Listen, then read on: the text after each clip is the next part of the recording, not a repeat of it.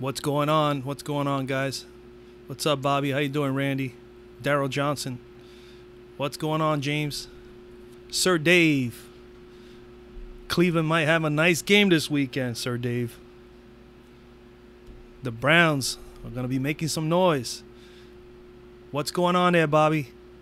Nice to see my regular buddies here. I'm going to give it a few moments, and I'm going to go over some injury reports because there's quite a bit of injuries. And, wow, Keith Gordon from Dominican Republic? Really?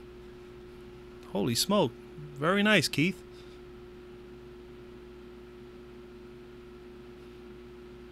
Bobby Woodruff, you're asking me who is my favorite football team? I root for the New York Jets, if you're asking that. I'm from New York. I live out in Nassau County, Long Island. Yeah, James, man, I forgot all about that. Yeah, definitely. David Wright. Obviously, if I'm a Jet fan, I am also a New York Met fan, sadly to say. But the Mets are going to improve. And we could talk baseball another time for sure, but they got the pitching staff. They keep those kids together. Maybe next year they'll turn it around. They're finishing up pretty strong, the Mets, right now, so that's pretty good. Brooklyn in the house. What's up, Marky Mark? Marky Mark, where in Brooklyn? I grew up in the Bushwick area of Brooklyn way back in my days. I'm a Brooklyn boy myself, born and bred, raised in Brooklyn. I left Brooklyn when I was about 21 years old. Okay, lived up in Glen Oaks. Okay. Is Breida going to be okay? One of the first questions. You know what? To be honest with you, Breida is still questionable, man.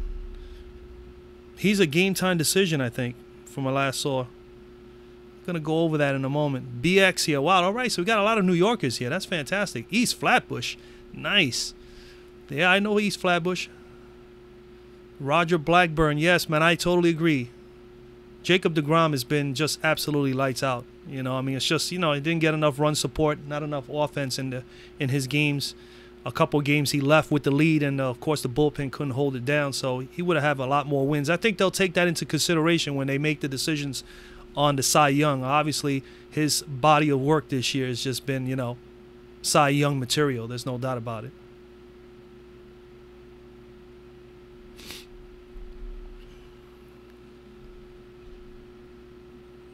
All right, so what I'm going to do, let me go right over here. Let's go over to Fanduel. We got Fanduel, Draftkings. I will go over a couple of plays. I don't know if everybody's watched the videos this week. Obviously, I've had all the players that I gave this week. Well, let's discuss this. Let me look over the injury report one more time right here with you. All right? At the moment, let's see what's going on for today. For tomorrow, excuse me. Muhammad Wilkerson is out, so anybody for the Packers, that definitely hurts them in the front four. So look for Buffalo to have an advantage there. That will help. Then we have, Pierre and Corey Peters are still questionable for tomorrow for the Arizona Cardinals, which are going up against Seattle. I mean, if Seattle's Carson is willing to play, I did throw Carson as one of those low, you know, mid-tier plays this week, and as far as my running backs are concerned, but he is questionable tomorrow. If he does not go, then you could possibly you could take a stab at Rashad Penny taking his place and then going up against his front four of Arizona that is banged up. Joe Hage for the Colts is out. He's going to be out for a while. And Carmarty's questionable for the Raiders, as well as Carl Joseph. That will be, well, Carl Joseph is out for the Raiders. That's definitely a blow for them. He's one of their starters. Doug Baldwin practiced fully yesterday, but you know, it's still questionable for Seattle. I think those are the more critical ones right now that I'm looking at for tomorrow. Keith Gordon is from Manhattan. Is Zeke good? Oh, he's chalk. I like Zeke Elliott tomorrow as well. Yeah, I think, you know, now, I mean, at this point in time, I think he's going to be up there in the 30-40% own. He may just be one of those. But let me just recap. I gave you the injury report. Let me recap to you the players that I chose this week, just in case there's any viewers right now that did not see any of the videos. At quarterback this week, I like Matt Ryan. I like Phillip Rivers. I like Andy Dalton, and I also like Eli Manning. Yesterday, I put out a kind of like a sleepers or sneaky play. I threw out there Ryan Tannehill, so be on the lookout for Ryan Tannehill if you guys want to pay down at quarterback. This week, I'm more in favor of paying up at quarterback, so that's one of the reasons why I took Ryan Rivers and guys like Dalton and Manning in the middle of the pack. At running back, I got Gordon, Ezekiel Elliott, and Saquon Barkley, obviously, for the Giants. I think those guys are all in fine positions to do very well for their teams tomorrow. Ezekiel Elliott is going to have to do a whole lot for Dallas. That's for certain. I did have Chris Carson as a little mid-tier play at running back, but he is now questionable. And right now we don't know if he's definitely a go. But like I said a few moments ago, if he is not a go, consider Rashad Penny or basically think about the sleeper I gave you guys yesterday. He's actually a little bit priced up, and that's Kenyon Drake of the Miami Dolphins. I think he's going to have a breakout game. It's got to come at some point. It may be this week. I am feeling him this week. At wide receiver, definitely like Beckham. I gave you guys Mike Williams of the Chargers. I think he's going to have a great game. You can go with Allen if you wanted to, Keenan Allen. He's a little bit banged up, but I think Mike Williams for me as far as value, because I'm willing to pay down at receiver this week. I think there's definitely value at receiver this week. You got Tyler Boyd. He may be a bit chalky, but there's nothing wrong with eating some chalk once in a while. I think Mr. Boyd is going to have a good game here. This is definitely going to be a shootout with Atlanta. And I actually like, as a low-tier play, I like Antonio Callaway for Cleveland against Oakland. And then I also threw there yesterday, if you saw yesterday's sneaky sleeper picks, I'd also have a good feeling about Albert Wilson for Miami as well as Kenny Stills. So you have to definitely have some correlation with some of these guys. As you can see, I took Rivers, and then I threw in there Mike Williams. I got Eli. I threw in Odell Beckham Jr. And then, you have to have at tight end. I forgot to mention the tight ends. I gave you guys Burton this week, Njoku of Cleveland, and Tyler Eifert. And then yesterday I threw in there Rhett Ellison of the Giants. I think he may be a little sneaky play tomorrow as well. So that's where I stand as far as the plays for the week. Those guys are still in play now, to be totally honest with you. I did look things a little bit further, and I have a couple more possible value plays for you guys. At quarterback tomorrow, there is definitely a good possibility that Josh Allen could possibly have a good game here with Green Bay. Green Bay is vulnerable, to quarterbacks. They've given up 23.4 DK points and 21.4 Fanduel points thus far this year against quarterbacks. And this young man had an awesome game last week. Granted, it doesn't mean the only reason I am mentoring Josh Allen is obviously he had a good game last week with a Minnesota team that's considered one of the better defensive teams that right now they don't look that good on defense. They didn't look good against the Bills, and they were tortured up by the Rams the other night. So it's definitely a concern, all right? But Josh Allen is someone you could possibly consider as a very, sneaky play here. Only strictly GPP. Don't throw him in there in a cash game if you're a cash player. Then I also think at quarterback, another possible value play is C.J. Beathard for San Francisco. San Francisco's going to have to throw the ball. And I was looking at him in his 6 starts last year. He threw 1,400 yards. He wasn't very consistent with his completion percentage. He was only 55%, pretty much, give or take. He threw only 4 touchdowns and 6 interceptions. But again, you might have to throw a dart. You might just have to take a dive on this guy. Breida and Morris are both a little banged up, and that's going to be a concern. And I'm looking at it as, hey, he has 100%. His receivers are 100% in Goodwin. You got Dante Pettis. You got Kittle as a tight end.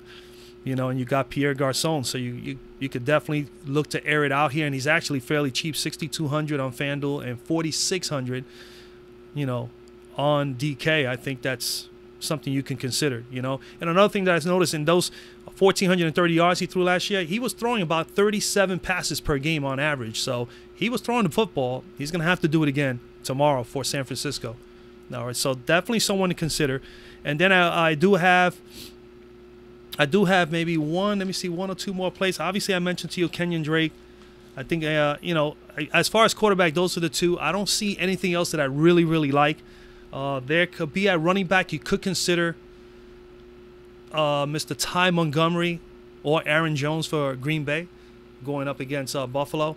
But Buffalo is actually the number 6th or 7th best rushing defense in the NFL. They definitely do defend the run well. So, I mean, but you could, if you wanted to find some, someone cheap. Obviously, Gio Bernard, 6,400 is in play, especially if you're going to pair him up. If you're going to go, you're going to have some correlation with Cincinnati.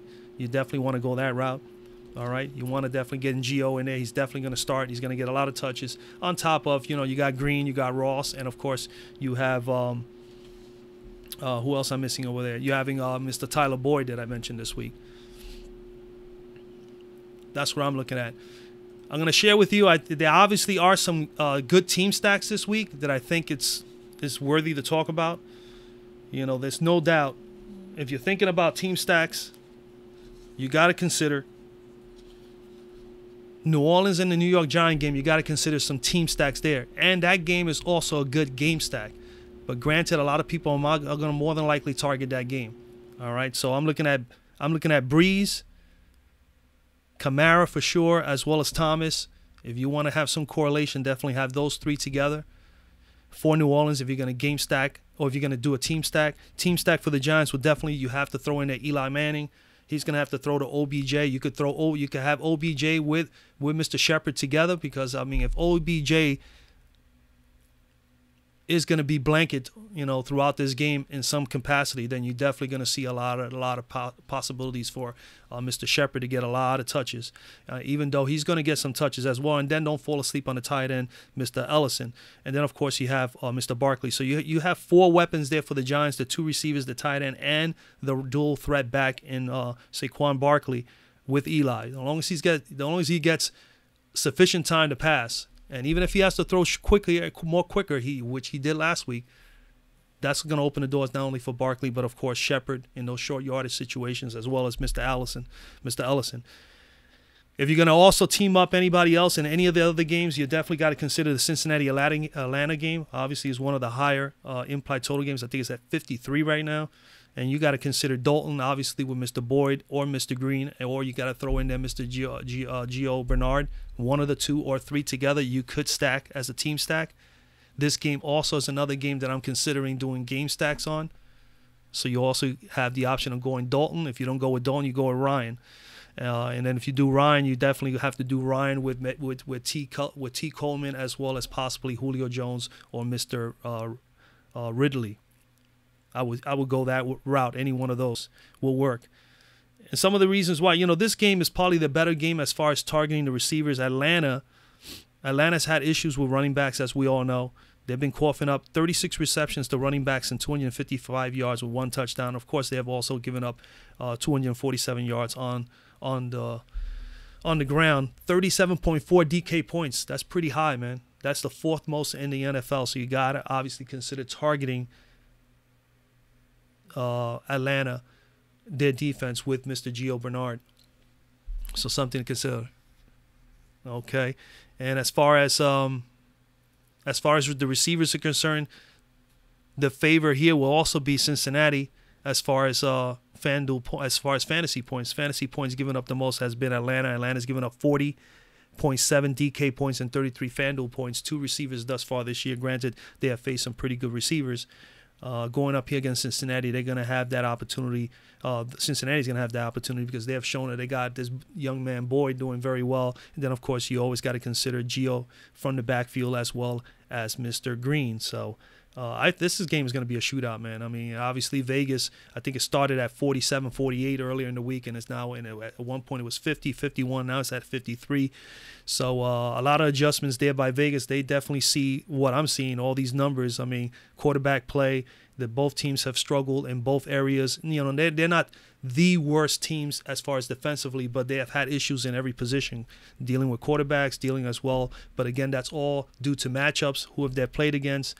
Atlanta's has played against some fairly good teams already with good receivers and quarterbacks, and that's one of the reasons why.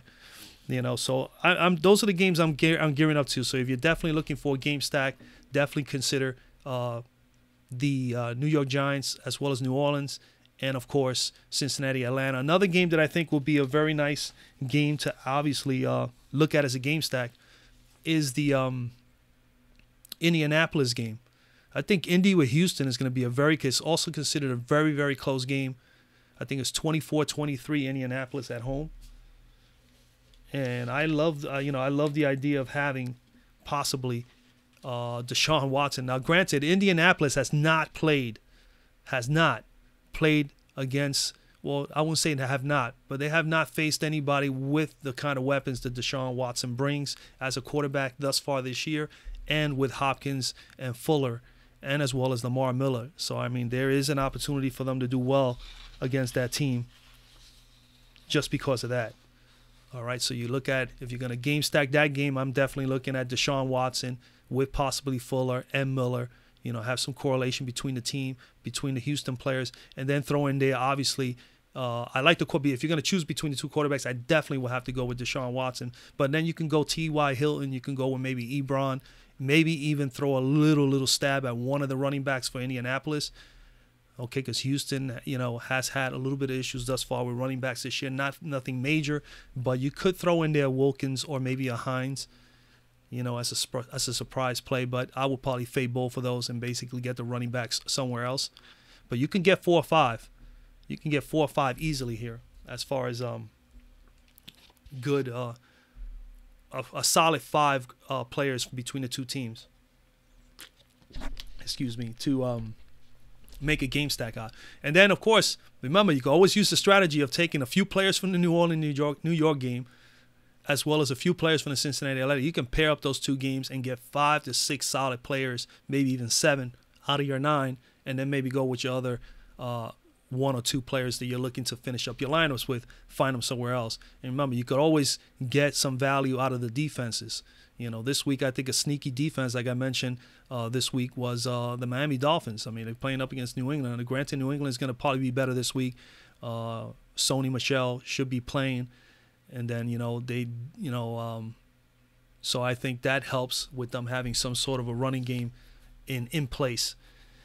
But then again, this game, I don't know, man. I think Miami's just got to go out there and just take it to them, man. I really do. So what we got here so far? So let me get to some questions and see. So Zeke, yeah, good chalk. I wouldn't think he's highly chalk, James. But he's going to be somebody that people are going to consider. There's no doubt about it. I don't have the lines here. Fantasy Labs do not put up the ownership until about almost an hour or a half hour before the games.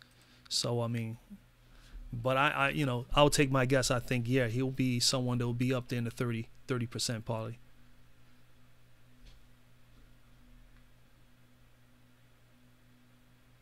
Will the Pats lose Sunday? I hope so, James.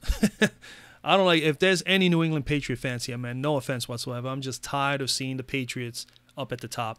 It's just plain and simple. It has nothing to do with my Jets being in the same division. I can care less. I just don't want to see the Patriots win the division again. This is why I'm really high and looking forward to the game tomorrow between Miami and New England. I really would love to see Miami go into New England and beat this team. I don't care if they win by only 3 points, 1 point. Just win the game and go to 4-0 and put New England, in the brink of just having some massive destruction in that clubhouse if they fall to 1-3 and fall 3 games back from first. That would really be really nice to see. So I'm looking forward to that. Gronkowski, yeah, I mean, that's all they got. Tori, that's all they got unless Sony Michel does anything tomorrow with The Rock. It's the only way. If they can get the running game going, that will definitely free up a few things for Tom Brady. But you got to come in there prepared, man, to neutralize Brady and to neutralize Gronkowski. That's just the bottom line. I mean, that's just the way I feel about it. If they do that, then they'll actually put the ball in play for Mr. Sony Michel to do something to keep the game close, or actually, give New England a shot here. But if they can neutralize Gronkowski and the passing game with Brady, that'll be fantastic. Remember, Miami is one of these ball control teams. They like to definitely utilize the clock. They definitely want to, balance out the running game with the passing game. And They're not one of the. They're not a fast-paced team, man. So I mean, it favors obviously Miami if they were to definitely slow it down. New England is capable of just picking it up and just saying, hey, you know what, let's go on a 2-minute offense and get things going. But I'm just looking forward to Miami doing something there. So no, you ask me, I will hope that New England loses tomorrow, James. Mayfield. Well, Sir Dave, man, I know me and you just got to know each other now. I know you're a Cleveland fan. I am a New York Jet fan. But I said at the very beginning of the year, Cleveland is going to be a team that's going to win some games this year. And I love Baker Mayfield. I'm a big college fan. I watched this kid's career. I think coming in, I was hoping, as I mentioned before, that the Jets were going to select him. The Jets were very high on him. They would have picked him if they had an opportunity. Unfortunately, the Browns did the right thing. They took, if they weren't going to take him, they were going to take Barkley, because you couldn't pass up Barkley at number 2. So again, I think every team got themselves a good player. But Baker Mayfield, man, this week, Mayfield, I have him. I'd be honest with you. I played a lot of these $1 games here Sunday for tomorrow for the main slate. I made about 8-9 lineups, and I have him in about 3 lineups. I drew him in there. I threw him in there. Baker Mayfield is in some of my lineups tomorrow. I like him against the Raiders.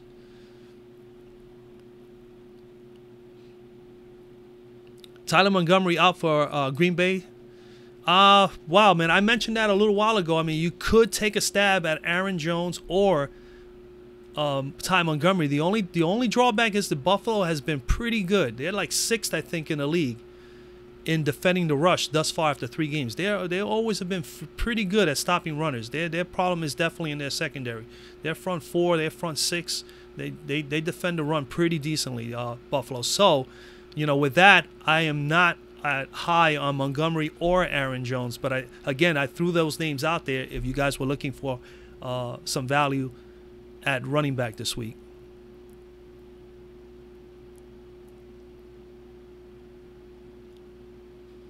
The Lions.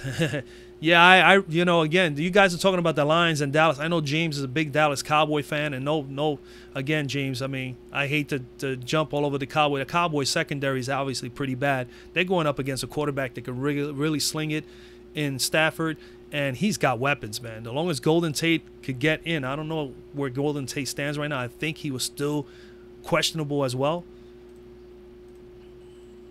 Yeah, he still has that hip. But Golden Tate with Marvin Jones, the playmaker, and then this kid in the middle of the field, man, Kenny Galladay. I don't know. They got a lot of weapons, man. They have a lot of weapons. Granted, their running game is starting to come along now too, Detroit. Who knows? After the Jets put that whooping on them, they finally settled in. Detroit has looked very good in the last 2 weeks. So if you ask me if I'm a betting man on a game, I would say Detroit has the advantage to go in there, have enough weapons, could set up a pretty good game plan, because they really only have to neutralize is Dak and Ezekiel Elliott. And even if Zeke gets 100 yards rushing, I mean, you really, Detroit, with all the weapons they have in that passing game and that poor secondary of Dallas, I don't know.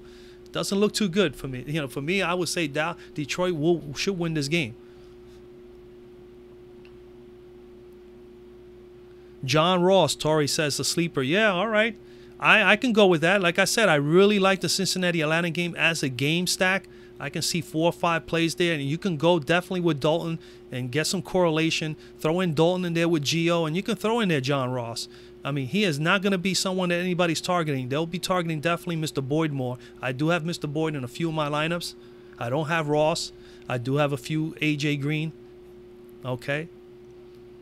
Because I think that game is going to be one of those games where there ain't going to be a whole lot of defense.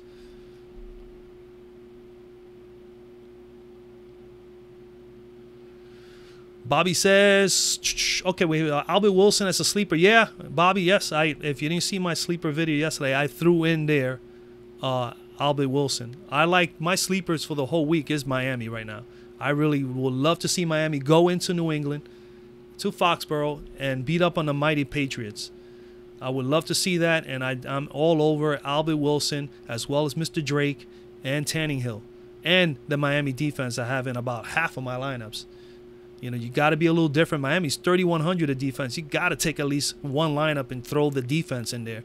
They have 7 interceptions. I mean, they're defending well. I think they have 6 sacks, 7 interceptions. They're doing pretty good in the giveaway takeaway.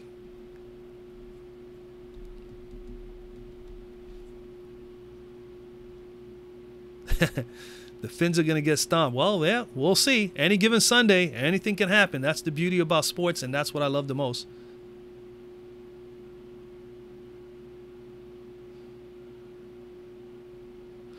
Any word on Hopkins? No, I know that he is still questionable, but, I mean, I think he's going to play, man. I'd be honest with you. I think he's going to play. See what they have here as of late. Yeah, he practiced, but he practiced limitedly throughout the week. I mean, this guy's going to play, man. You know, I don't see no reason. I mean, a thumb, man, just tape that sucker up. I've seen guys go out there with casts in their arm and play.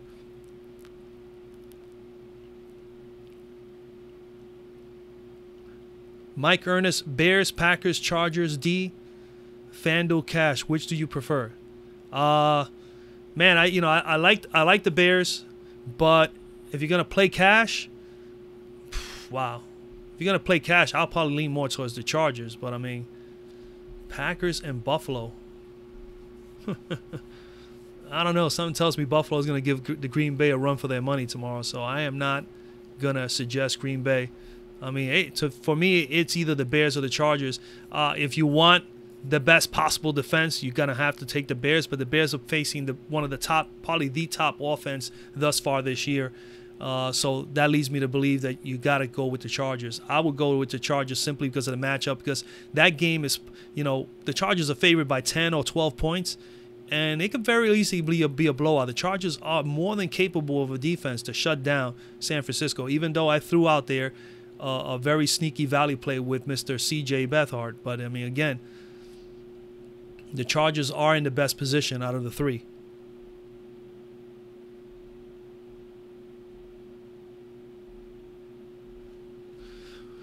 Allison for Green Bay is definitely in play. You know, Randall Cobb is the one that is a little banged up here. You know, Randall Cobb, throughout the whole week, he's been complaining. He has the hamstring problem. So Geronimo Allison definitely is a great play, only $200 cheaper than Cobb. He will take his he's going to definitely take his targets, and he actually did very well last week. So I'm definitely leaning towards Allison. I believe I have him in at least 2 of my lineups. I definitely squeezed him in there. Breida will play. Even if he plays, he's not 100%, you know, Dave. So I'm concerned with Breida in that San Francisco game. Now, if he came in 100%, that makes that game a little more interesting to me. But even if he plays, he's going to be limited. I can't see him being 100% and getting 15 to 20 touches in this game. I just, you know, they're going to share that between him and Morris. And they both are a little banged up. Both Morris and Breida. Yeah, they're both still questionable. I know Breida is a game-time decision. I guess it's just a matter of how he feels tomorrow. But again, at this point in time on a Saturday night, I would rather fade Breida, man. 6,400. He's not 100%. I'm one of those that I'm just not. I don't go with guys that really, especially a knee or anything with a hamstring or Achilles, or hip. Any of those injuries like that, they're not that easy. Contusions, they're not that easy to come back and be 100%. But again, I've seen it all happen. I've seen guys go down for a couple of days with a contusion or with a bum knee or possibly even a hamstring and go out there the very next week and play very well. So anything can happen. It's just, if you ask me, I'd rather fade him.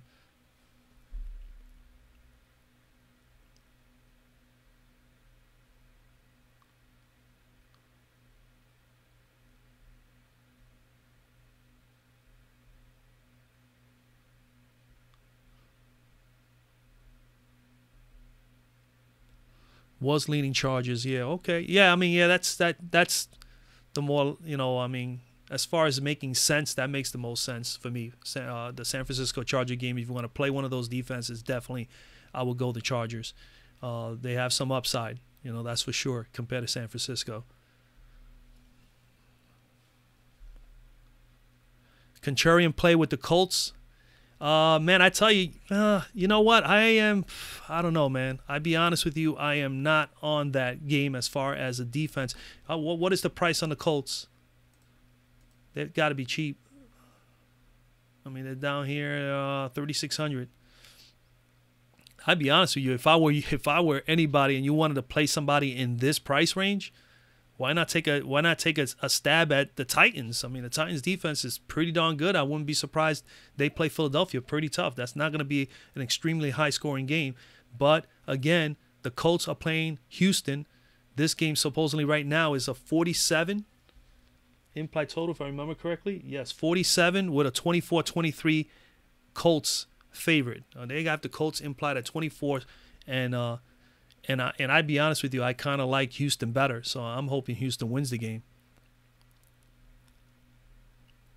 Ryan Grant for the Colts. Yeah, I was taking a look at him. I think at receiver he could be a sneaky play too in this matchup. Yep. And he done well when T.Y.'s been down. He was one of the guys that definitely played very well. But him and T.Y. Hilton should be good. Like I said, this game is the third game that I gave you that I like as a game stack. Close game. I like close games. A little bit over 20 points. I definitely sometimes gauge those games depending on the matchup and what kind of players are in that actual matchup. And here, gotta love Deshaun Watson in a game stack here with Hopkins if he plays. I think he will. And on top of that, having Fuller or maybe even going Lamar Miller. You can definitely, have correlation between those three players there. Or you can go with the two receivers with Hopkins. And then you could throw in there T.Y. as one of the other receivers or Ryan Grant. And then throw in one of the, you could throw in the tight end Ebron. And you're good. Or you can even throw in one of the defenses if you really want to. If you wanted to game stack that game. I think that's a game you can go. Detroit defense against Dallas after what they did to the Pats. Yeah, I mean, I'm okay with that. I'm okay with Detroit's defense. Hey, Patricia is starting to get those guys to play, man. I mean, you think about it. You look at the defense and look at the numbers. I saw this the other day, too. I was looking at that, and I was thinking of them as one of my possible plays at defense because they started off, the Jets, they gave up 36. Then they came down, and San Francisco put 30 on them. And then all of a sudden, boom, New England only 10. So they have been improving. As you can see, they have 10 sacks, and 2 interceptions and 1 fumble. And they're averaging 7 fantasy points per game, and they're going up against a team that, right now is not one of the better offensive teams. So if they neutralize Zeke, which I think they won't, but, because I have Ezekiel Elliott as probably one of the better running backs on this slate. But nonetheless, I mean, I think that definitely could neutralize Dallas as far as the passing game. So I have no problem with the Detroit defense over Dallas. Elliott, Kamara, Gordon, I know all three are obviously in play, but if you had to pick 2 of the 3 for this week, who would you go with? All right. Well, I did mention Gordon, and I did mention Ezekiel Elliott, so I'm going to say Gordon and Elliott. Kamara is definitely in play in a high, so this is going to be a high-scoring game. But I think between Elliott and Gordon, you should be just fine, as far as getting the points you need. Melvin Gordon, even if San Francisco was to neutralize the running game a little bit, Gordon just opens up the doors for him to get a couple more targets out of the backfield. So, I mean, he's a dual threat back, man. It just makes it very difficult. Even if you neutralize the running game a little bit with the Chargers, the passing game is going to open up a little bit and especially if they happen to score early on, San Francisco, and the Chargers have to play from behind, it could be very, very dangerous. But I will go Gordon for sure. Kamara is definitely a fine play. You can go Kamara if you could pay up for it. Well, I guess because you're asking between the 3, I will go Elliott and Gordon, but I have no problem with Gordon and Kamara. So I'll leave it to you to, from that point, Mike, for you to make that decision.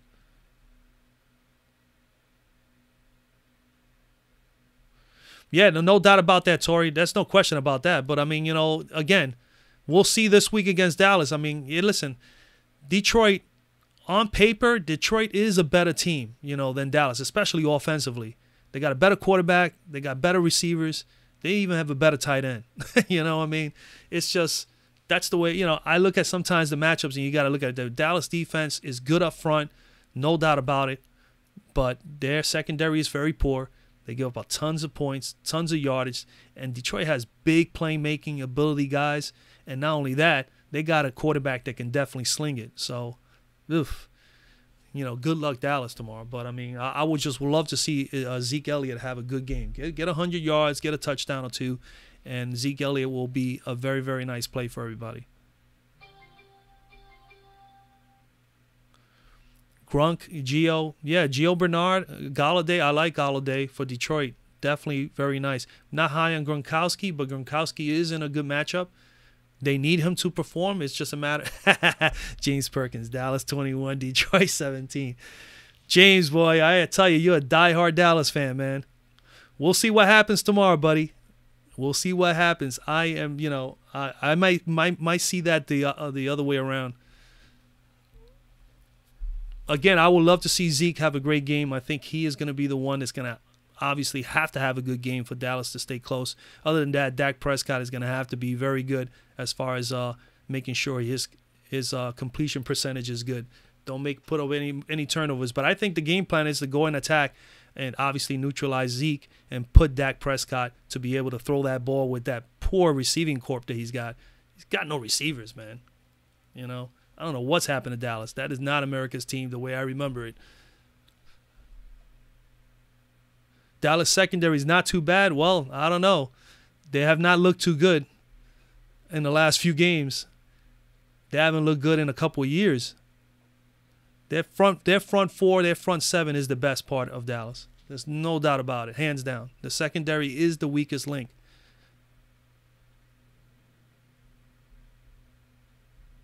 Andy Dalton, the redhead wonder. Yeah, Andy Dalton is not too bad, man. He gets the job done over there. He has his moments. He doesn't play that well in the playoffs, but, I mean, during the season, he usually is pretty good. I'm not a fan. I'm not a fan of Andy Dalton. That's okay. Andy Dalton has been getting the job done. Go back to Matt Ryan. What's up with Matt Ryan? Matt Ryan should be good this week, man. Cincinnati, him and Dalton, they're gonna be going at it, man. That's gonna be a good game to flip on. So thank goodness I got the Sunday ticket, man. Jesus. So much football to watch. Now everybody on here, a lot of you guys play just strictly the main. I mean, I'm not too big of a fan. For anybody that's new, I'm not big on playing a lot of lineups in the main, unless the price is right. Obviously, I got about 10 lineups going on tomorrow for the $1. I've got one main that I'm doing, and then of course I'm doing a few of them like this one here for $5.55, which is for 40K. But I really target more the smaller slates, so I'll be definitely playing a lot, about 6 or 7 lineups in the 4 o'clock as well. Anybody plays the 4 o'clock slate? That's going to be some interesting games tomorrow in the 4 o'clock slate. You got the Giants in New Orleans. You got San Fran and the Chargers.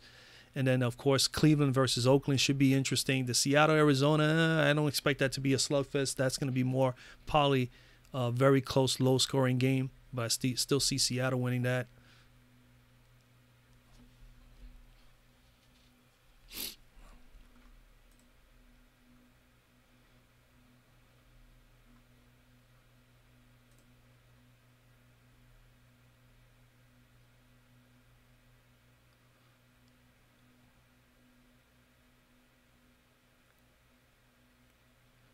Okay, Tori says he's got, hold on. Devin says Ryan Griffin, red zone target upside, and is high on Hopkins, doesn't play. Yeah, definitely. Yeah, the definitely Ryan Griffin, the tight end, is going to definitely is going to have the opportunities, especially if Hopkins is not playing. I hope not, man, because I really would like to see Hopkins play in this game. I'd like to see Houston get a win, man. I love Deshaun Watson, man, but it's just, when you're 0-3, boy, you need to get a win here. And this is a winnable game for them. So Houston is going to have to play well tomorrow.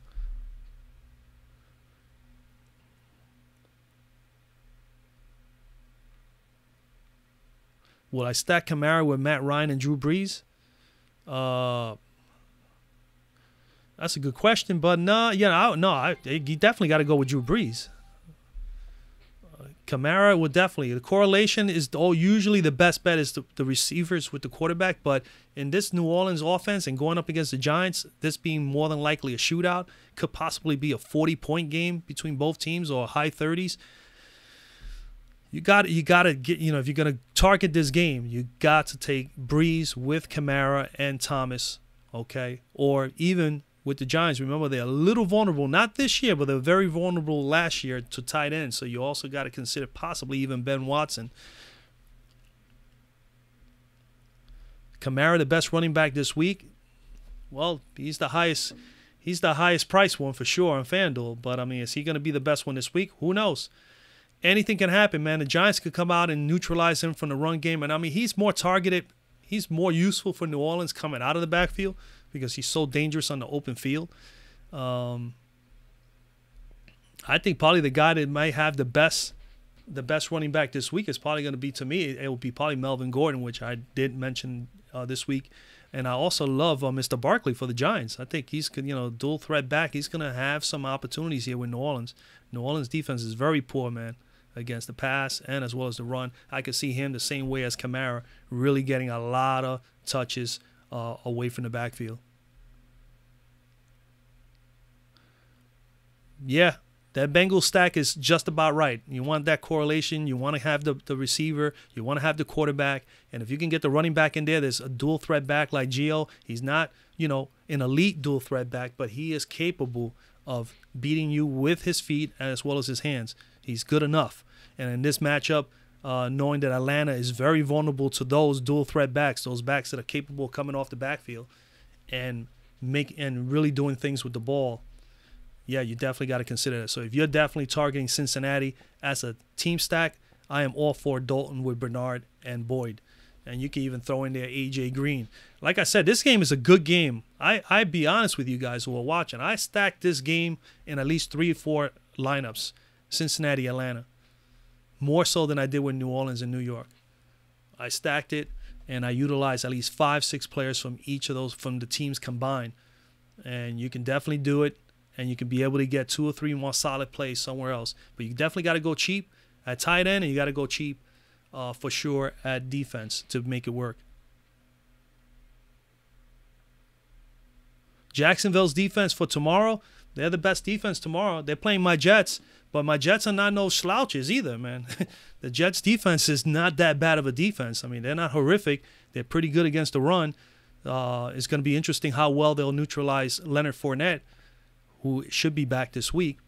But then again, he hasn't played in a few weeks, so, it might be an advantage for the Jets. But they are playing in Jacksonville, and they play definitely well over there. I would like to see how well the Jets are going to handle Blake Bortles, all right? If they can definitely neutralize Blake Bortles, then they only will have to be beat by Mr. Fournette.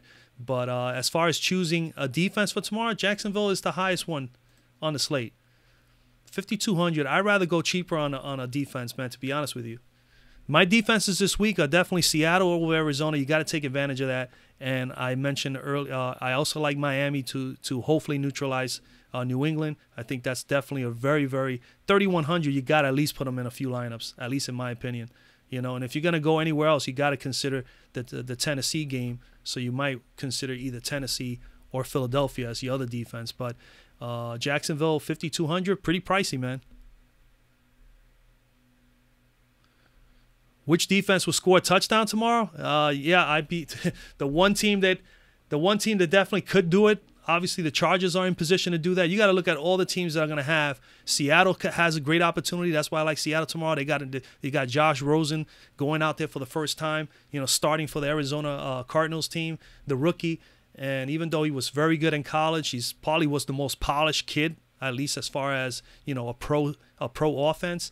We'll see how he does against Seattle, but Seattle's going to come after him. So my gut is tomorrow Seattle is going to be one of the ones to consider for turnovers or fumbles because of the quarterback situation. You always got to think of Green Bay because of Mr. Josh Allen, the other rookie quarterback. And then you got to think of Jacksonville, of course, because you got Sam Darnold. So you got to look at all the rooks. I would target those first. My favorite tomorrow will be Seattle, obviously going up against, Arizona that has been struggling right now, trying to find an identity at offense. They should definitely keep giving the ball to the DJ. But if they don't do that, it put a lot of pressure on this kid to throw the ball in any capacity tomorrow. I can see him coughing up a few balls. The Cleveland defense should do okay tomorrow. Oakland is, Oakland is not too bad, man. Looking at their statistics during the course of the week as far as a team, offensively and defensively, they're not doing really poor. I mean, they're starting to play a little bit better. I still like Cleveland more, to be honest with you, but I wouldn't choose them as the defense for tomorrow. I think, like I said, man, definitely target those defenses that have that upside of getting turnovers. And right now, Seattle is one of those teams. Chicago with the sacks. Dallas has had quite a bit of sacks. They're up there, I think, with about 9 or 10 sacks. I just don't see. But out of all the ones I mentioned, they obviously are willing to take the riskiest plays. Obviously, Miami being 3,100, I'm willing. But I'm taking I'm rolling the dice and put them in about 3 lineups already. As far as the defense, I saved in that area, and I was able to pay up and get a great flex play for those 3 games. So I'm willing to take that chance. You got to be different. If you want to win the GPP, you want to win this, you got to be somewhere different, and you got to definitely go and get some exposure somewhere where, most people are not going to be at. But I am looking at, and if you ask me again regarding the defense, I think Seattle is in prime position to have a couple of turnovers tomorrow. And other than that, yeah, you could consider Jacksonville because of Sam Darnold, and you can consider Green Bay as well. But out of those teams, the ones that is playing the best, or at least playing better defense right now, is actually Seattle. And we were all like knocking Seattle, and even myself was saying, hey, the Legion of Boom is no longer there. But Mr. Thomas comes back to the team, and all of a sudden the team is just like playing really good defense as of late. So, and I like the matchup. They're going up against Arizona, and they're pretty poor. So with a rookie quarterback, I'm willing to take a couple of lineups on Seattle.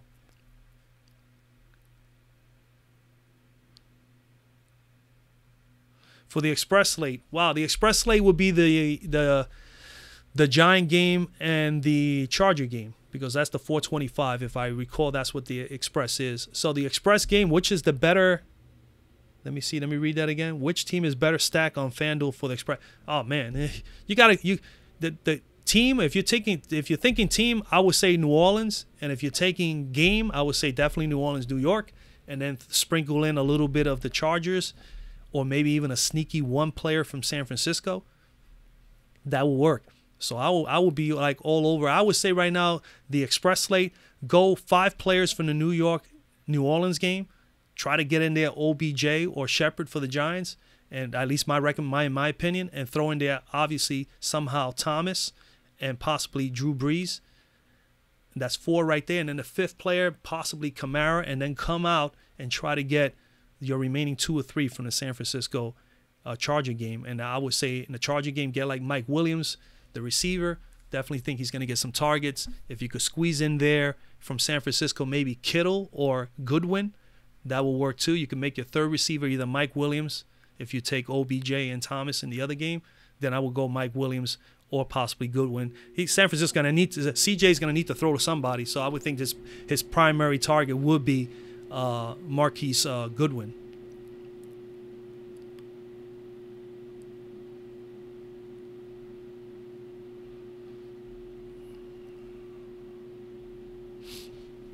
So that's where I'm at as far as stacking or targeting any teams in the Express slate.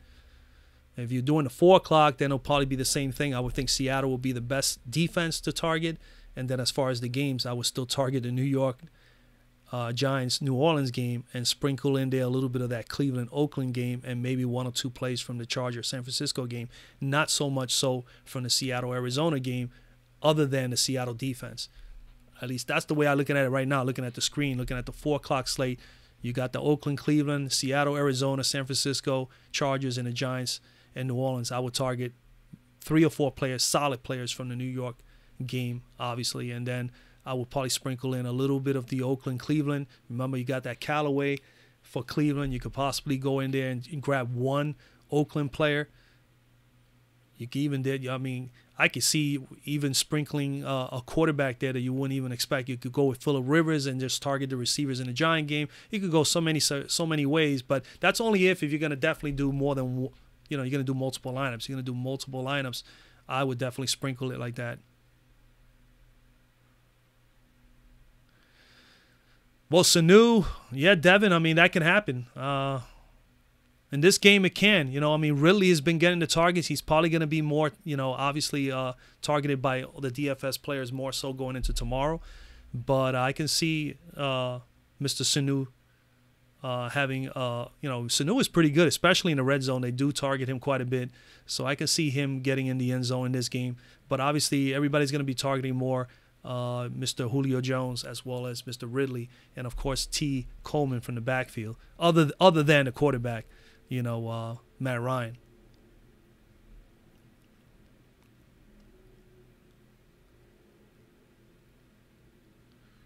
Neely says he believes Matt Ryan will have a better game than Drew Brees. Yeah, he just might. I mean, they're both in favorable matchups, gunslinging games.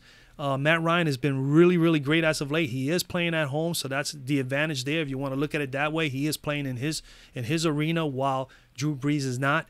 But Drew Brees is, Drew Brees is Drew Brees, man. This guy has been just solid the whole entire year so far. If the Giants can find a way to get some pressure to him and make him uncomfortable and make mistakes, you never know. I think Cincinnati and Atlanta, like I said, I said it before. I don't know if you heard. I'm targeting Cincinnati, Atlanta as a game stack. I've made a number of lineups with those players in mind there, and then I'm sprinkling in a few from other areas as well. But I believe that game is going to be a close one. I think it's going to be in the 30s, and I think it's going to be, You got players there that definitely are going to be targeted. They're very, very important pieces to their offenses for both teams. If you're thinking Boyd, if you're thinking A.J. Green, if you're considering Gio, and of course Dalton, all those guys are favorable plays here. Then Atlanta, you got to definitely think Ryan. T. Coleman is in play, as well as Julio Jones, Ridley. You could throw in there Sanu. You could throw in there Hooper. I mean, it's a lot of people. James Perkins, Tannehill. Yeah, Tannehill's sneaky play, man. Tannehill is pretty consistent. He's up there, like I said in my video, man. I looked at him real closely. I'm like, man, 73% completion percentage thus far, 5th best in the league. And then he's up there in the top 8 or 9 of the quarterbacks as far as fantasy points thus far on average. He's not doing too bad. But again, his game is all short passes. As you can see from his average, he's only averaging like 9.5 yards per completion. So he is not going to throw downfield very far. He's not known for the big throws. Is Ebron a lot? Sorry about that.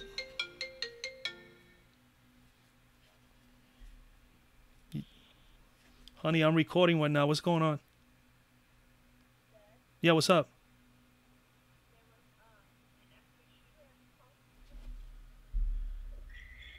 What? Everybody kind of like got out. Uh-huh. Because it was a lot. We'll get on the train home, okay? Okay, you're gonna come home. Yeah. All right. You okay? Yep. All right, sweetie. So then, are you still with Thomas? I'm sorry, guys, about that. Okay, okay.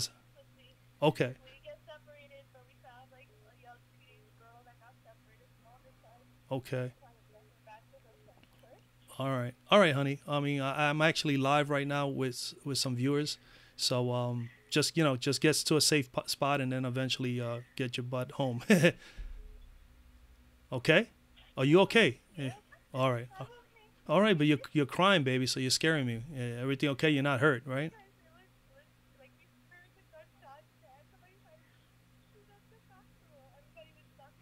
Mm-hmm. Okay. Yeah, I know. It's scary. Okay. All right.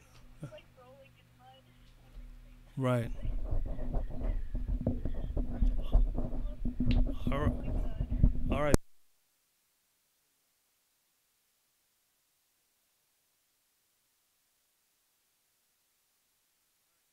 Man, sorry about that, guys, man. That was my oldest daughter. She went to the city and something happened over there that people got scared. She got scared. It was like I don't know if it was a shooting. They heard bullets or something like that, and her and her friend just decided to just leave the area. So yeah. Sorry. Thank you, Bobby. Yeah, I mean it's just so bizarre. But she only will call me if there's a crisis, and as soon as she gets on, she's like sounding very emotional. So obviously I was concerned, but she's doing okay. She went to some sort of open concert or something like that. I have no idea. I know she went to the city in Manhattan and something went down over there. We're not too far away where she was from, where she was at. So anyway, but it's good. All right, guys. Yeah, so Chris Ivory. Let me get back to it. Yeah, I appreciated that, guys. Devin and Bobby. Thanks, man. We got time. Yeah, you know me. I can go on forever, man. That's one thing's for certain, man. You can, it's hard to kick me off from talking with you guys or interacting with anybody. Even when I get together with friends and family, we talk sports. Forget about it. It's like the whole night we're just shooting the shit. Just getting all crazy.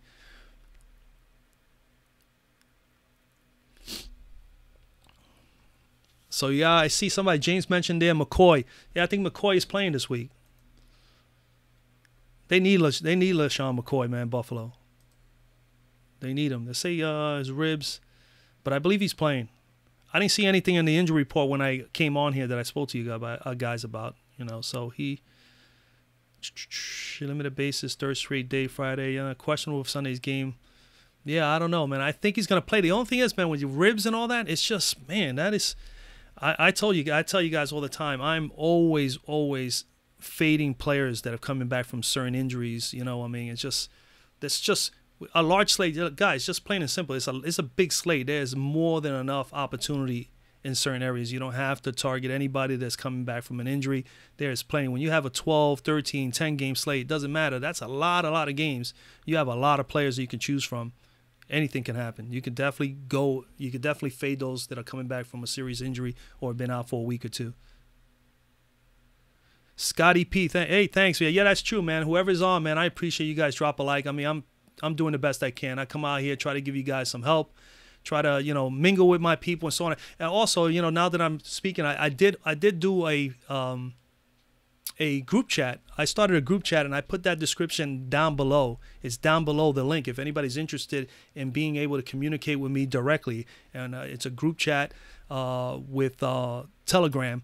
It's totally free. There's no charge for it. I set up the group earlier today and I did put it in the description box. I forgot to mention that at the very beginning of the live show. But if anybody's interested in that, absolutely just take that link, punch it in. As long as you are a subscriber to the channel, I mean, there's not going to be no problem with us interacting. You can be able to ask me questions. We can interact and talk with each other all throughout the week. Injury reports, you name it. So it's just I think it's just a good way. I know a couple of you guys did mention that to me during the WNBA season about doing a Slack chat and all that. I looked into all that. That's you got to pay a price for it. I figured let me find some other avenue to do a chat group where we don't have to pay anything, and that would be good, So I think that way we go. So if anybody's interested in the Telegram, you just got to download the app. You can do it for your Windows desktop computer, your MacBook, or your Apple or Android phone. Either one of those four, you can definitely be able to use the Telegram app, and then we'll be able to interact with each other there again, throughout the week. Bring back the tournament. Well, if anybody, I mean, most of the guys that are here are basically some of the people that were watching my videos and getting together with me live during the WNBA season. So anybody here interested in doing the 20-player football pool, I mean, I could probably get one open for tonight really quick. If there's 20 individuals that are seriously the Discord Slack chat. Oh, you like that, Devin? Yeah, I did that. I did a Discord live show during the NBA Finals, and I found that to be a lot of fun. But at the same time, I got so distracted with talking with the individuals that did get the Discord that the people that were chatting on the chat window, I was not interacting with those, and I felt really bad afterwards. That I was like, oh man, I spent an hour and 15 minutes talking to these people. And I was really just interacting and talking with the ones that had the Discord. But if everybody was interested in doing the Discord, and you have a microphone of some kind at home, we can interact that way too during a live show. That would be cool. Or we could do it as a Slack chat. But again, I'm trying to give people an opportunity to get involved, be a group, where they don't have to have additional expenses. So if anybody is interested, again, I did the Telegram. I just mentioned it. It's down below in the description. Just follow that link. Get the app. It's totally free. We'll be able to interact there. You can ask me any questions. You can talk to me any time of the day. As soon as I have an opportunity to return the questions or anything that you want to talk about pertaining to sports, no problem.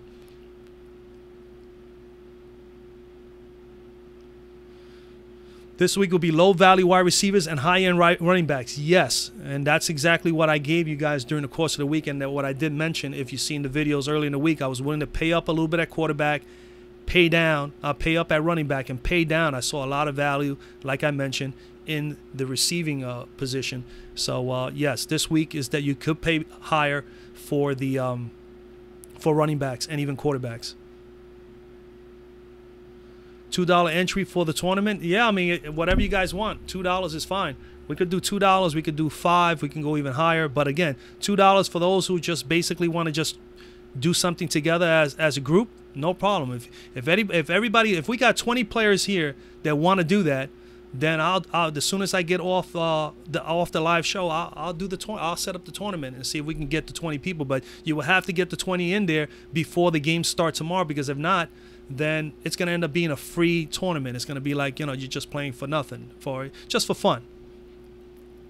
So if anybody is really interested, I know Devin is. James says he'll be willing to do the $2. If you want me to do a DFS Zone tournament for 20 players, $2 entry, top 3 cash, just so that you guys can build a little bankroll, no problem. We can set something up.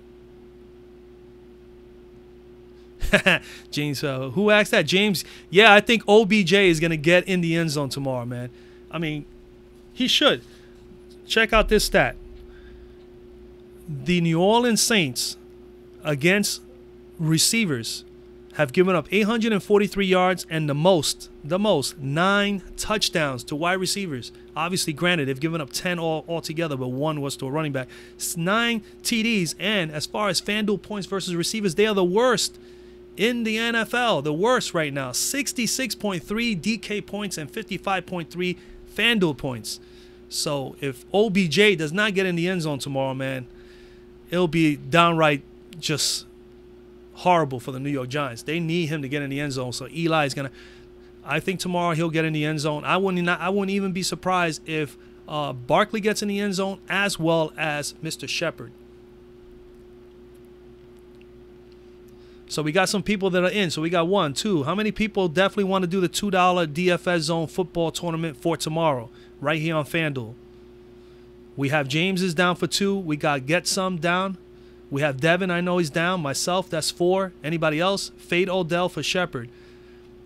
Yeah, Carl Lee, you could definitely do that. There's no doubt about it. How about if they blank? You got to consider that route just in case New Orleans definitely blankets Odell or OBJ. He's the biggest threat. So defensively, they should be gearing up to try to make sure that they neutralize OBJ. And I mentioned that earlier. You got to also sprinkle in there Mr. Shepard, because if they do blanket Mr. OBJ, I don't think they're going to stop OBJ, but they could possibly keep him out of the end zone. He's going to get his targets. Yeah, you could go both. Again, if you target that game, ladies and gentlemen, if you target that game, New Orleans and New York Giants, you could target that game for the 1 o'clock main, for the main slate, and you should target it also for the 4 o'clock, and you should target that game also for the Express. Remember, there's a couple of different tournaments that you can get yourself a piece of the pie. All right, so if you have enough bankroll, make sure that you make a couple of lineups, not only for the main, but definitely play those smaller slates. And if you have more than enough bankroll, that you can allocate 20% of your bankroll to the 4 o'clock and the Express slate, which is the 425 games, which is San Francisco and LA, and the New Orleans game. You should do that. Allen Robinson. Yeah, I like Allen. Some Janair mentioned here Allen Robinson. Allen Robinson isn't played tomorrow. He's in a good matchup. We're not, listen, because I didn't mention Tampa Bay or Chicago in this week. That game, you could target some Chicago players. I mean, Trubisky is not a bad play there. And you pair him up with Allen Robinson, his main receiver there, you should be good. And you remember, I threw in there Mr. Burton as one of my favorite tight end this week on this slate. So you throw in there Burton, you get a correlation of Burton. You throw in there Mr. Robinson, you throw in there Mitch Trubisky. You can go that route. It's totally, totally different. Nobody will not be on the Chicago players.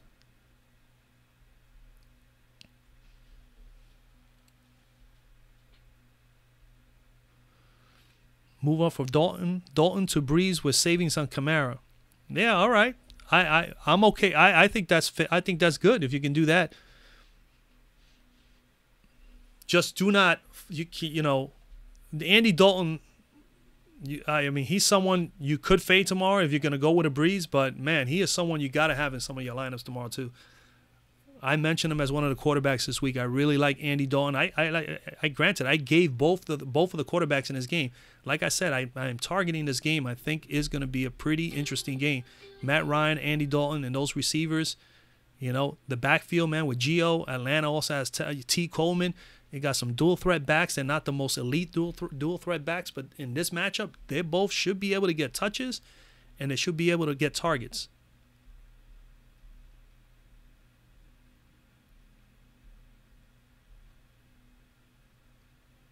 Everybody's gonna be on Shepard. They might be if you're basically pivoting off of and not going with Mr. OBJ in that game. Yeah, you gotta consider Shepard. You got to, and then don't fall asleep on the tight end Ellison, which I mentioned yesterday as a sneaky play at tight end this week. The Giants Rhett Ellison. Gates. Ricardo Gates says, "Hey man," he says 4 touchdowns for Dalton tomorrow. I would not be surprised at all. None whatsoever if Andy Dalton throws 4 TDs tomorrow. As long as he throws 2 of them to Tyler Boyd or more. That will be great. Or maybe even throw a little dumper there to Mr. Gio Bernard. I will accept that too. But I can see him getting 2 to 3 touchdowns tomorrow, and I can see the same for Matt Ryan, and I would not be at all surprised if both quarterbacks put up 3 or more. Sir Dave says, I got to go and watch Ohio State beat Penn State. Well, you know what? I don't know if they're going to do that, Sir Dave. I actually like Penn State. The Nittany Lions. I don't have a favorite college team, but in the past, I've always liked Penn State as well as Notre Dame. I think since a kid, I always favored those 2 teams when I watched them play.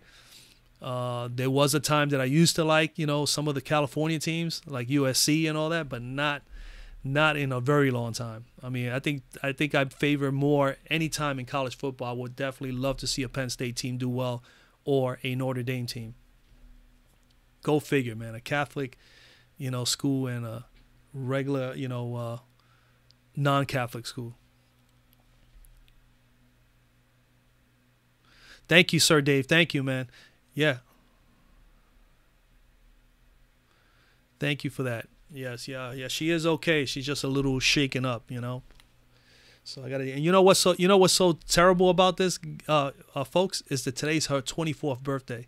She went out to the city with one of her closest colleagues at work. She's a teacher's assistant here in Queens, in Queens, New York, for Maspeth High School. And she went out for her birthday. The guy treated her to this particular concert. I think the concert didn't even begin. I think something happened in the street. She got so shooken up that they're not gonna even go to the concerts. They're supposed to be going and watch Cardi B, Shawn Mendes. Is like 4 or 5 entertainers. The Weeknd. It's supposed to be a great show. I don't know. I mean, she was so shaken, but she told me that she got away from where the stuff was going on. So I don't even think that she got to go to the concert. I mean, but then again, she might have. She might have went to the concert. It might have been right after because thinking about it, she did leave around 1 o'clock this afternoon. So from Long Island. Thank you, Carl. Yeah, she's okay, man. When I get done here, I'm gonna definitely check in on her, and not only that, check in on the news and see if there's any news about what really happened out there. But she said it sounded like some sort of shooting about a block away. They were going towards it, and then all of a sudden, it's like they heard all kind of noises, people screaming and running. She got shook. She said, "I'd never seen anything like this, the pandemonium," and she got all shaken up, man. So she was a little emotional about it.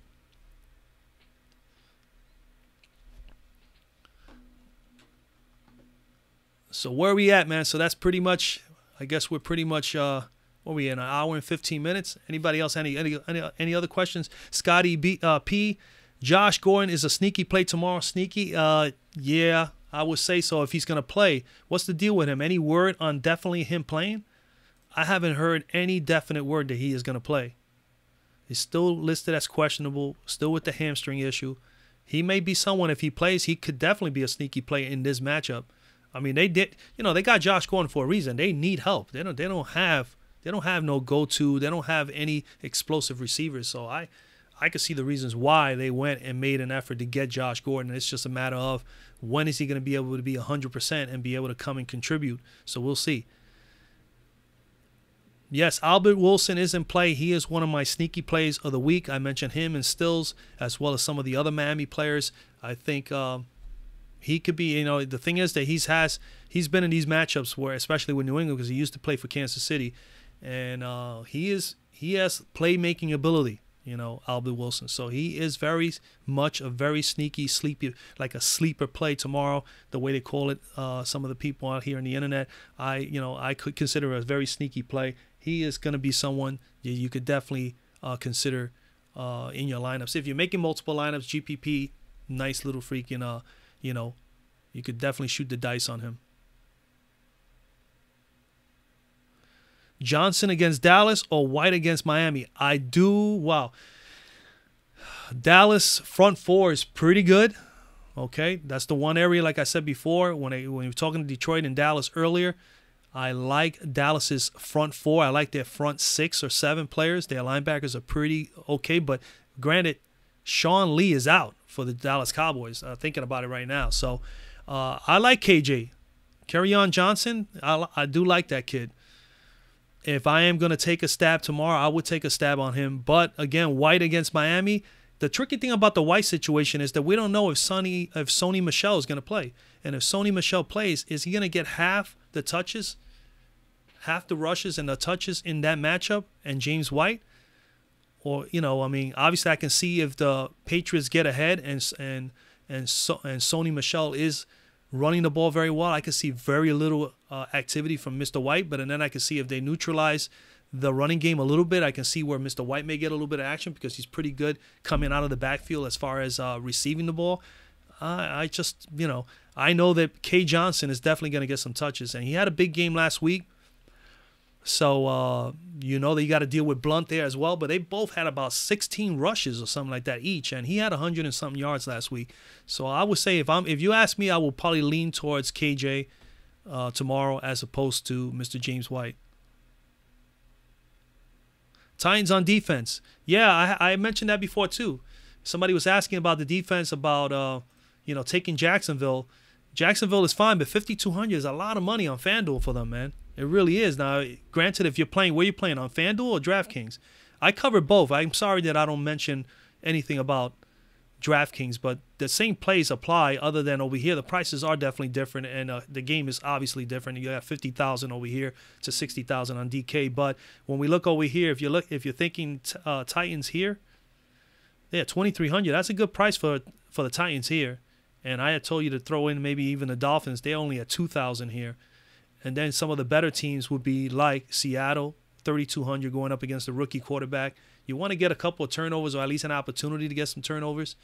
That's what I look for on defense. I want to see sacks. I want to see interceptions or possible fumbles. So I look at the giveaway takeaways a lot and more or less how the teams have been playing. And then I look at the matchups of the teams they have played and make that decision and base it on that. But this week, like I said, you could go, and I didn't mention in that game because it's a defensive-minded game, Philadelphia and Tennessee, that you can go either or. And Tennessee has been pretty solid as of late defensively. But if you want the best possible plays tomorrow, for me, in my opinion, as far as the research I did, I kind of like Seattle tomorrow for some good takeaways. And then if you're gonna go anywhere else, I would take I would roll the dice with the Miami Dolphins to do something against the Patriots. But Tennessee is not a bad play. DraftKings. Yeah, Tennessee is, either one of the two sites will work.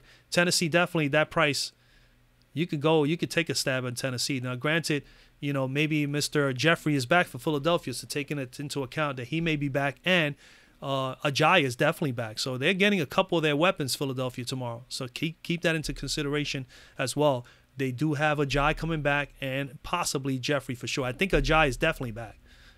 He's definitely going to start tomorrow. Running back, Philadelphia. Yeah, Ajayi is good, as you can see here, 6,600. So be on the lookout for that.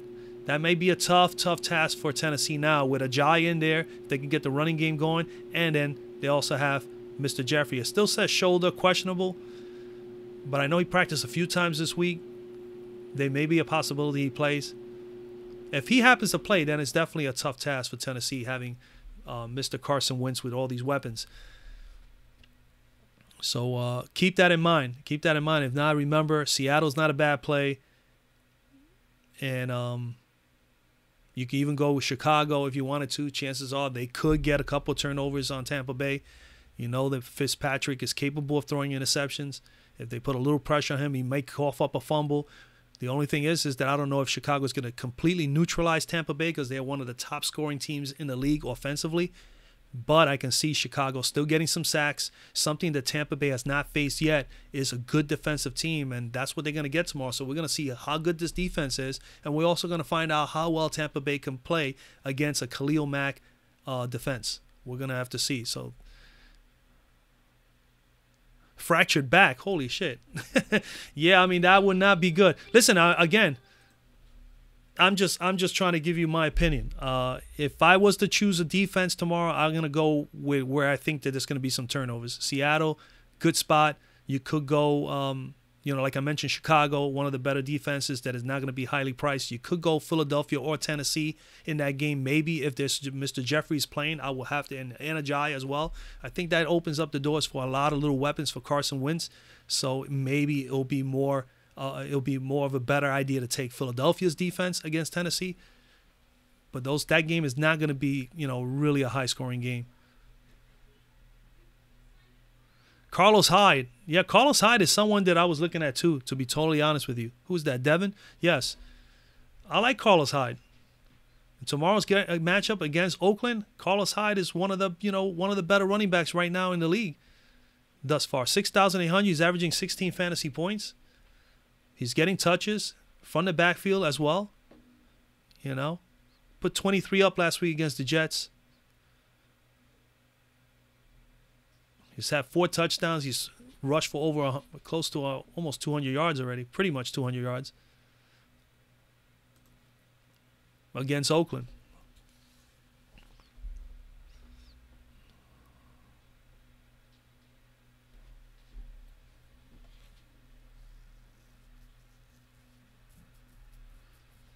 You like Carlos Hyde or you like the defense? Cleveland sneaky GPP stack. Chris Roberts. Yeah. I like I said earlier, if you weren't in here earlier, Chris Roberts, I did mention that with Cleveland I have a couple lineups with Cleveland's and having some correlation with Baker Mayfield as well as David Njoku, which I recommended as one of the tight ends this week, and of course Mr. Landry or Mr. Callaway. So I definitely like that. You can go and you can load up this team, take 3 teams. You could take Carlos Hyde with Baker Mayfield and throw in there either Mr. Landry or Callaway, and you should be okay with that as well if you wanted to get at least 3 players out of there. Yeah, but that's a sneaky little GPP stack. Yes, absolutely. The best stacks, like I said, were definitely, if you're looking for team stacks, New Orleans, obviously the Giants are good spots. Same thing with Cincinnati, Atlanta. The implied totals are obviously in our favor as far as getting a couple of team stacks there. The defenses are not the greatest in any one of those 4 teams.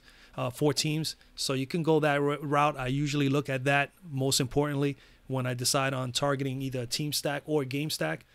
But this Cleveland team here is going to, like I mentioned at the very beginning of the year, I said they weren't going to go 0-16 so far. They're 1-1-1.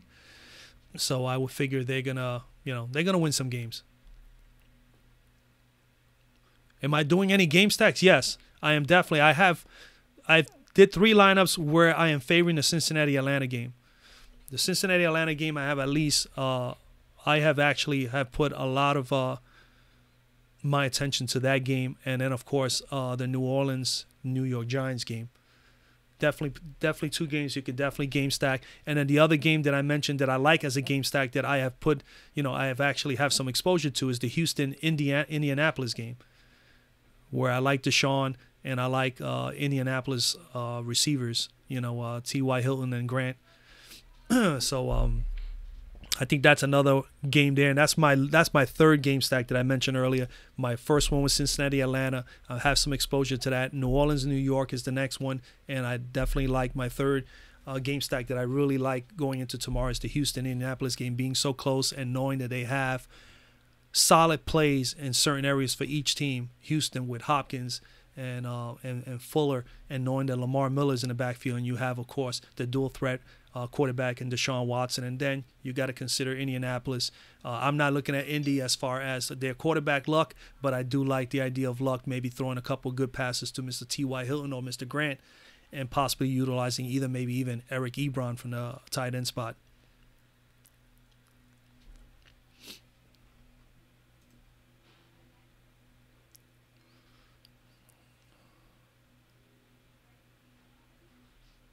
What am I looking at?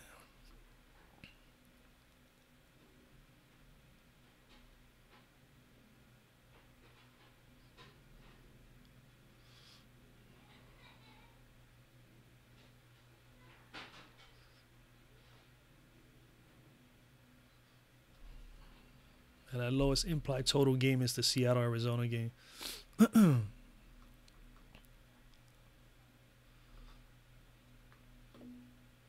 Yeah, 53. The Bengals in Arizona. In Atlanta.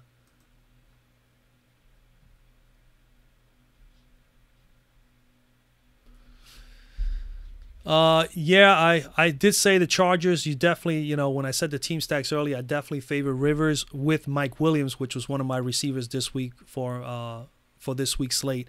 I favor Mike Williams a little bit more than I did Keenan Allen, and obviously due to the Allen being injured, I still favor that. I still like Mike Williams with Rivers and Melvin Gordon.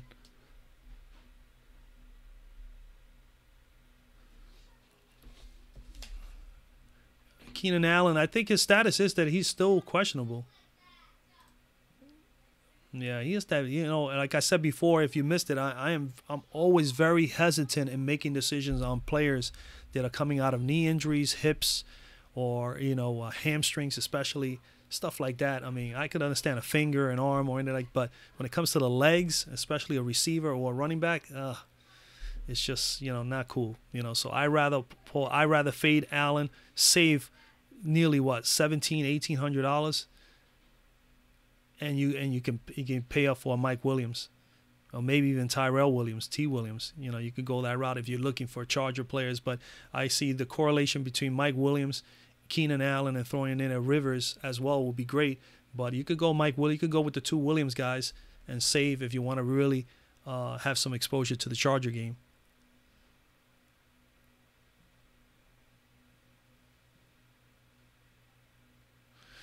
Yeah, Devin, I mean, I'm okay with rolling the dice on that too. Why not? If you're playing multiple lineups, you could go with a Buffalo stack and you should be fine. I mean, Green Bay, I said it before, that's why I decided to throw in there as a value play today. When we started the live show, I threw in there Josh Allen. I threw Josh Allen in there because of that reason. He had a big game last week. This may be the start of something really good for him in Buffalo. They're going up against a team that defensively they're not that good. Green Bay gives up a ton of yardage and a ton of points. So if Buffalo can get McCoy back and he's able to play fairly well, it'll open the doors for this kid. And then again, this kid was he was tough in the red zone, man, and he was willing to get in there and run the ball. He ran for 2 touchdowns last week. When any quarterback does that, especially as big as this kid is, it's pretty scary, man. I mean, he could be someone that could be very, very dangerous in the weeks to come. And this is a game that he can definitely do that again. He could probably get in the red zone and get himself to go into that end zone and put in a touchdown or two. So, I mean, yeah, Josh Allen, throwing him in there. You remember, he's got Calvin Benjamin. Benjamin is, still a talented receiver. He's got to get himself going. But if he can get him going, he'll be at it. He's got Zay Jones and he's got McCoy. He's got to make something out. He's still got Charles Clay as well. But we'll see how that goes. But Buffalo, if you wanted to, let me see what we'll say. Josh Allen versus Green Bay. Yeah, Josh Allen, you got to definitely have some core. You got to have to pair him up at least with Benjamin or with McCoy or all three if you want to go with him.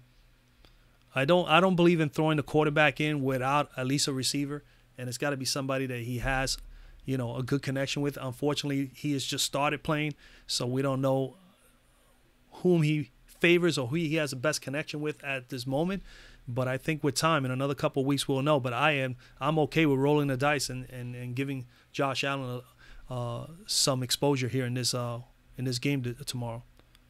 Thoughts on David Johnson? I mean, early on in the very beginning of the year, I told people I had so much success with David Johnson the year before last year. He was somebody I loved, always came through for me, made me some money. And, this year, man, the team has not looked too good. They've had a lot of injuries, Arizona. If they continue to at least feed the ball to him, they got to let this guy. This guy he doesn't get enough action, man. If he's your best guy, he should be getting the ball as much as possible. Unless he tells you, hey, you know what, I'm banged up, I'm hurt, and he pulls himself out of play. But other than that, I mean, if he is healthy, and he is your best option, especially now tomorrow, they're starting the young kid, Rosen. You gotta start, establishing a run early with Dave Johnson. If not, then hey, you know what? Let him get in the open field and let him make man, because he can beat you with his hands as well. So my thoughts on David Johnson is that he could be a very sneaky play tomorrow, even though he's a little pricey than most, but he is cheap. He's cheap on DK, that's for sure.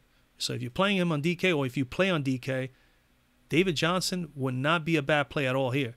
He is $6,600 on DK compared to Kamara. That's $3,000 cheaper, and he can possibly have a big game, very much possible. Yeah, his price is too cheap, no doubt about it. On Draftkings, he is definitely very cheap. Fanduel here, where is he? I think he's at 7,000 and change. Fanduel, he's 76. Yeah, it's almost 8, but that's still better than obviously Kamara here. You think of the running backs, he is the fifth, sixth choice here. So he's RB6 here at 7,600. It's not a bad price for him against Seattle. Seattle has improved on their defense as far as the rushing game. So it's going to be a tough task, not an easy task, but he is at home. He could possibly have a breakout game. They're going to need him to. We'll see if that will happen. Yeah, you think he's going to, Devin says he believes he's going to crush. Yeah, he can. There's no doubt about it. We know this guy has, one thing's for sure, 7,600 and 6,600 on DK, he has tremendous upside for that price. I mean, it's no doubt that is too cheap for him with his upside. But he needs to be able to touch the ball a lot. I mean, we need him to get 25, 30 touches or better. For that to happen, for Seattle to pull a game out here against Seattle. I mean, for Arizona to pull out a game here against Seattle. Then that's what I believe they have to do. David Johnson's gonna have to be the guy, especially the Larry Fitzgerald is still not 100%. So they don't have that key weapon on this, as far as their receivers are concerned, on the wideouts. Yeah, he's still with the hamstring issue, man. And hamstrings are tricky, man. Hamstrings are definitely brutal on anybody. I tell you, man, they need DJ to play well tomorrow. The best by low chance.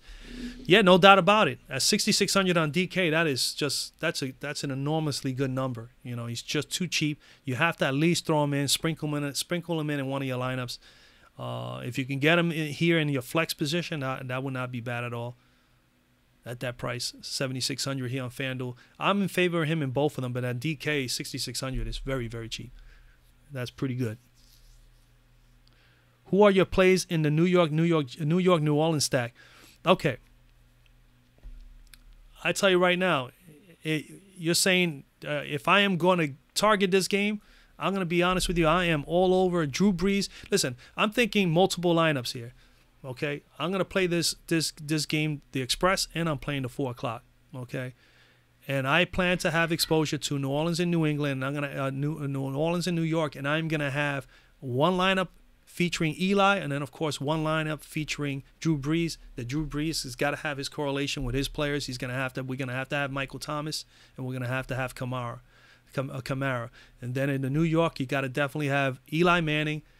I am all over Barkley, and as well as OBJ, and I would not be at all opposed to throwing in there Mr. Shepard, because I believe if OBJ gets neutralized in some sort of way, Shepard is the one who's going to benefit out of it, and Mr. Ellison, which I mentioned yesterday as far as a sneaky tight end play, is Rhett Ellison of the Giants.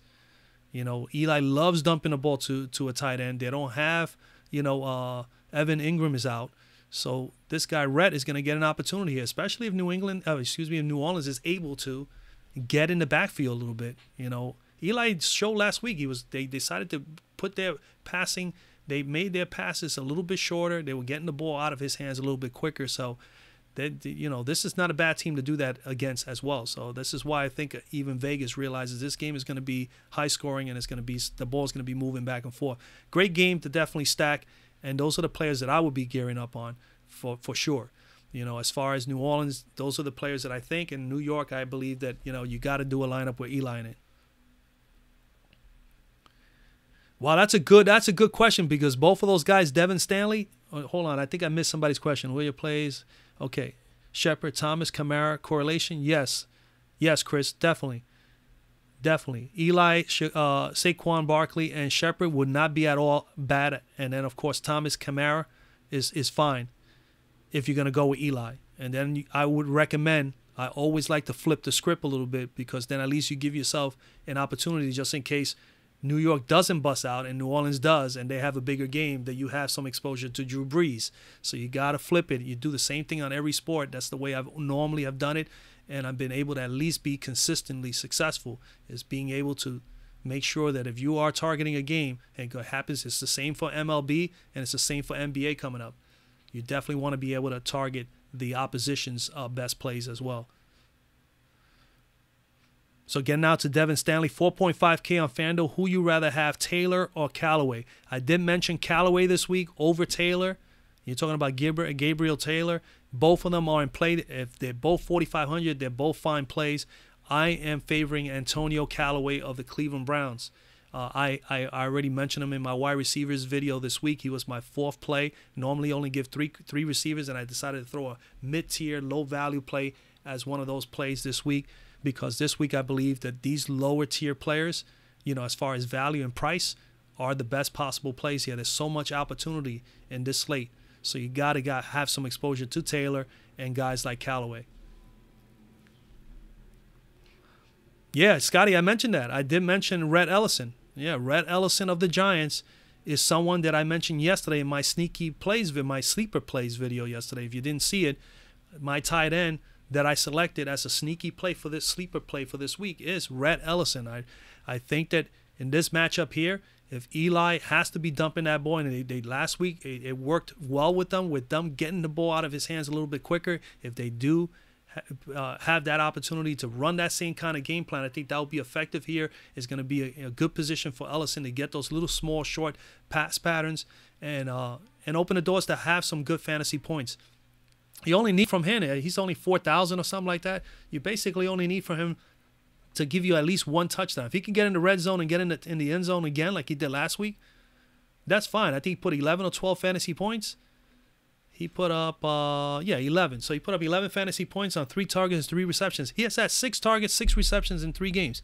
And slowly but surely he's getting more targets. This week, I think he's going to get 5 to 6 targets. And if he can get in the end zone, he's going to pay this value with no problem. So I think he is definitely someone to consider.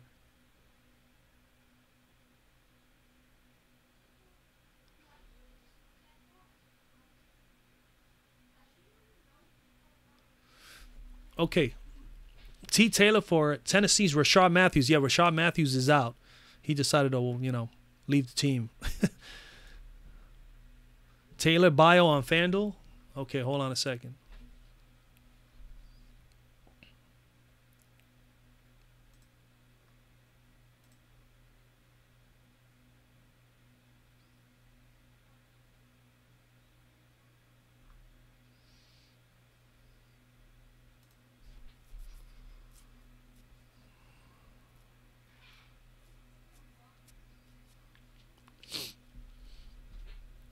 Well, Taywan Taylor, I don't know, He's 4,500. Okay, so you were talking about this Taylor. You weren't talking about Gabriel Taylor. I confused you with Gabriel Taylor.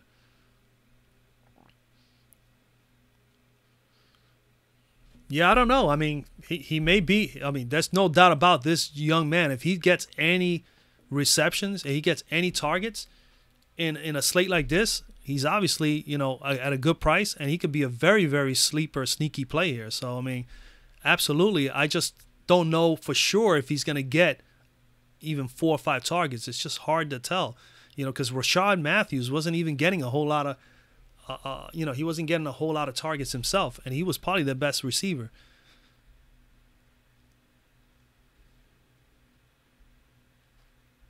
Well, you can. I don't think Callaway, to be honest with you, Devin, I don't think Callaway is going to be highly owned at all. He is someone that's going to be easily under 5%. He's not going to be a highly owned player at all. Not Antonio Callaway. I think, if anything, he's a very sneaky play for Cleveland there. And we know he's going to get an opportunity, especially when you have a quarterback like Baker Mayfield that can extend the play and has an arm that can get it out there deep, because this kid is a playmaker. He's got speed. So he's a big-time playmaker. It's just a matter of time, before he gets it going.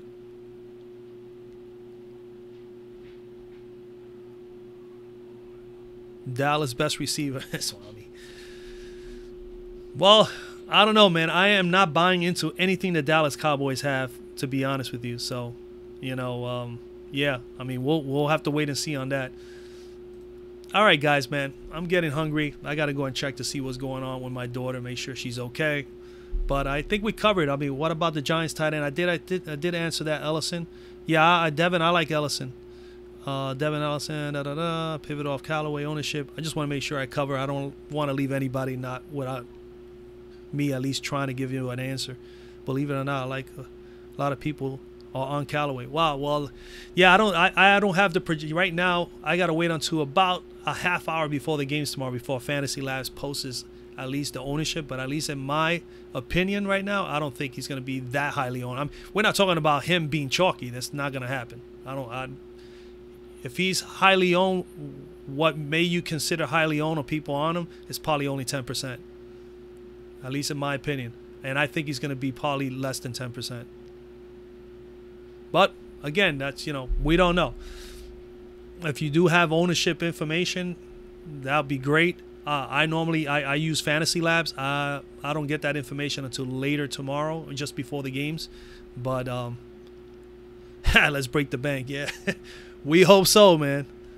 I would love to take down this 40K right here. That would be nice. This 40K will be really nice tomorrow. Other than the other ones, I got a couple of 10K events, and then of course you got to do the million. You got to at least do 1 or 2 lineups in the million. So I have that as well. So we'll see what happens. All right, gentlemen. Again, man, down below. I mean, if you've been here for a little while, man, if you feel that this information, me helping you guys out in any way is relevant, it makes your things better for you, at all, man. Just drop a like on the videos. I really appreciate them. I do appreciate all those, especially I have a lot of people here that were with me during the WNBA, which is great. Remember, NBA is right around the corner. Nothing's going to change. We're going to continue to do the work. We're going to continue to have live shows, too, because I do enjoy them. NBA is probably going to be a couple of times a week, but not on the weekends, because then I'll be too busy. But a couple of nights a week there will be NBA action, and as far as live shows before lock, that will be just like I did with the WNBA. Will be before lock, so about an hour and 15 minutes before that. So if you guys are interested in that, definitely, if you're new to the channel, definitely subscribe so that you will not miss out on those live shows when the NBA starts as well. And of course, I mentioned down below in the description box, I did put down the Telegram group chat. So if anybody wants to interact with me and with others among the community, as long as you're a subscriber to the YouTube channel DFS Zone, you will be eligible and be able to utilize that. It's totally free. You just got to download the app. You can use it at anything on your Android or your Apple phone, as well as Windows or your MacBook if you wanted to. It's available for all the mobile, all the media places that you can use it. So again, that's pretty much it, man. Good luck tomorrow, guys. I appreciate you guys spending an hour and 45 minutes pretty much with me today. And again, like always, man, I appreciate you guys, and I'll see you guys on the next video and live show. All right.